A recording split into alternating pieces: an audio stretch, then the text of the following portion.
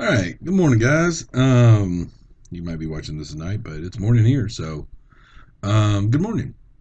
We're going to talk a little bit more about RNA. Now, we talked about DNA, and we're going to go over the differences towards the end of this PowerPoint. But really, this is just a brief intro to RNA. We're going to get much more into it in the next unit, but this is kind of a brief intro of sorts. All right, so DNA must have a helper. DNA is great at storing genetic information, but, all right, genetic information is all well and good, but ultimately we need proteins to do all the stuff in our body. Like we talked about before, proteins, when we think proteins, we always think of muscle, which is very true. They're made up of proteins. However, enzymatic reactions and all the things that help you literally live out your life are, done by proteins. The reason I have red hair and freckles is because of proteins.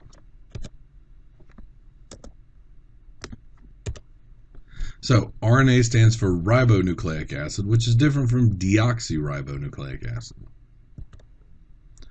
RNA is single-stranded, where DNA is double-stranded. So we still have pretty much the same.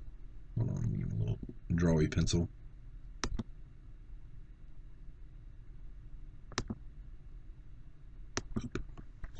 So we still pretty much have the same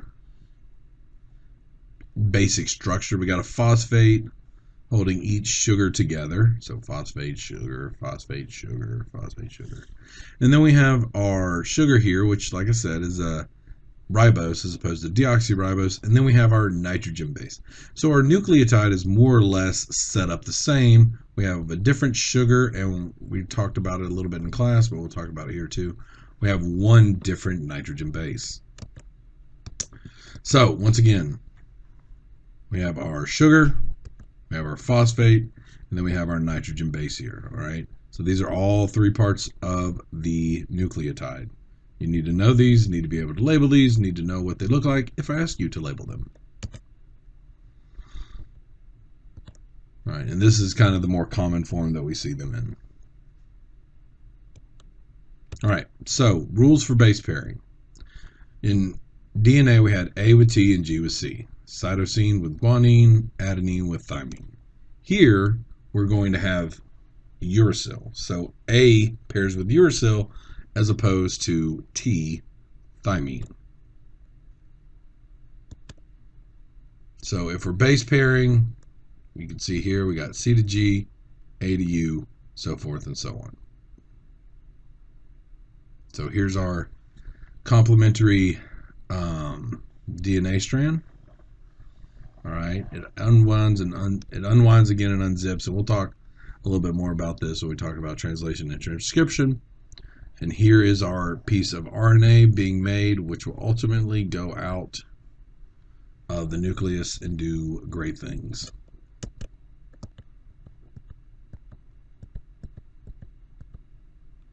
All right, so we have three types of RNA. We have messenger RNA, we have transfer RNA, we have ribosomal RNA. So the messenger RNA is that long chain that we just kind of talked about with A's, C's, G's, U's, and things like that. So this is a long chain. It essentially holds the message for what type of proteins we will make. tRNA stands for transfer RNA, and what it is essentially it's this. I'm just gonna, me and my artistic self.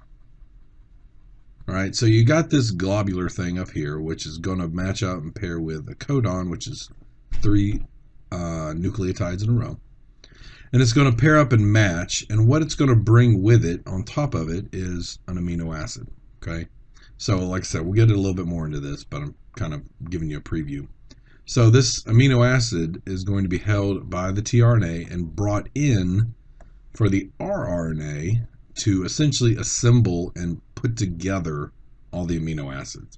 It's this thing that almost looks like a stapler, large top unit, smaller bottom unit that goes along, and I just like to say staple all the amino acids together until we come up with a chain of amino acids that is a functional, something that functions in our body correctly. So, what is this? It is the sugar, correct. So here's our sugar. All the sugars are held together with a phosphate, good. And then we have our nitrogen base. Okay, so here's our nitrogenous base. So if I were to ask you to tell me which section is the nucleotide, there's our monomer, or our one nucleotide, and this is our polymer. In this case, it would be RNA strand. All right, so let's go over some differences and compare the two. So the sugar is deoxyribose, that would be DNA, good. Sugar is ribose, that would be RNA, good. Adenine is present, that would be both of them. Cytosine is present, that would be both of them. Guanine is present, both, again. Thymine, DNA only. Uracil, RNA only. Shape of a double helix, so that means it has two sides to it. It is double-stranded. DNA only. Single-stranded, RNA only. Located in the nucleus. They're both located in the nucleus. Located in the cytoplasm. It is only RNA, so RNA will leave the nucleus to go do its great things, aka make proteins. It'll leave the nucleus, go out to the cytoplasm to do, make proteins. Stores genetic information. That is just DNA.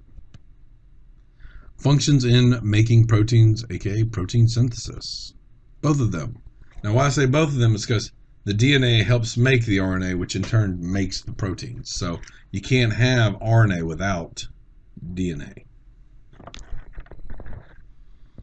Comprised of nucleotides, both. Template for synthesizing proteins. All right, that would be the template for the synthesizing of proteins, and then the transcribing, or the true making of proteins, would be a RNA. More than one type, that would only be RNA. All right, that's it for this. Like I said, a brief window into RNA. We will jump more into it next unit.